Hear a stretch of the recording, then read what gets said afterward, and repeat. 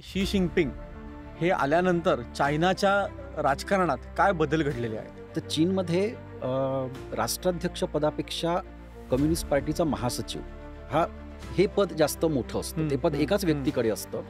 पण हायरार्कीमध्ये communist party of चायनाचा महासचिव हा जास्त मोठा असतो. आणि त्यामुळेच 1912 मध्ये जसं ते महासचिव झाले, सत्तेची सूत्र त्यांच्या हातामध्ये यायला लागली. चीनचं एक आकलन असं झालं की विशेषतः 2009-10 नंतर की आता भारत आणि चीनच्या अर्थव्यवस्थेमधला फरक गॅप ही आता खूप वाढलेली आहे.